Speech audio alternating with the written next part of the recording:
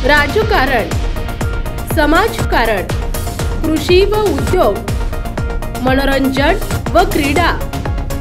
आपण पाहत आहात न्यूज 18 महाराष्ट्र, आवाज महाराष्ट्राचा। जळगाव जिल्ह्यातील जळगाव आणि रावेर लोकसभेच्या जागेसाठी 13 मे रोजी झालेल्या निवडणुकीनंतर 4 जून रोजी होणाऱ्या मतमोजणी प्रक्रियेची पारदर्शक आणि कार्यक्षम तयारी केली आहे। मुख्य निवडणूक अधिकारी यांच्या मार्गदर्शनाखाली जिल्हा प्रशासन निवडणूक प्रक्रिया सुरळीत पार पाडण्यासाठी सर्वसमावेशक उपाययोजना राबवत असून निवडणूक आयोगाच्या निर्देशानुसार सर्व प्रक्रिया पार पडणार आहेत। ईव्हीएम मतदानापूर्वी पोस्टल मतपत्रिकांची मोजणी सुरू होईल। मतपत्रिका मतमोजणी व्यवस्थापनासाठी अतिरिक्त निवडणूक अधिकारी नियुक्त केले आहेत। जळगाव आणि रावेर लोकसभा मतदारसंघात प्रत्येकी 6 विधानसभा मतदारसंघ आहेत। त्या प्रत्येक विधानसभा निहाय 14 मतमोजणी टेबल असतील। एका टेबलवर एक मतमोजणी प्रतिनिधी प्रत्येक उमेदवाराला नियुक्त करता येतील, तसेच त्यांना लेखी कळवण्यात आले।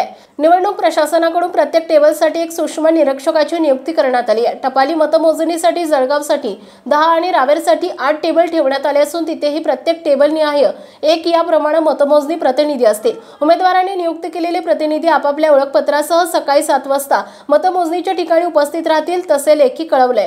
निवडणूक प्रक्रिया सुरळीत पार पडावी यासाठी रिटर्निंग ऑफिसर पुरेशा संख्येने मोजणी अधिकाऱ्यांची नियुक्ती करतील, ज्यात राखीव जागा असतील।